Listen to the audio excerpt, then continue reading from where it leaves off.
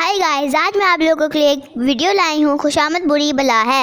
एक दफ़ा का जिक्र है कि एक लोमड़ी जंगल से गुजर रही थी।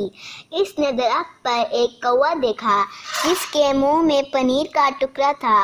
पनीर देखकर लोमड़ी के मुंह में पानी आ गया। इसने पनीर हासिल करने के लिए एक तरकीब सोची।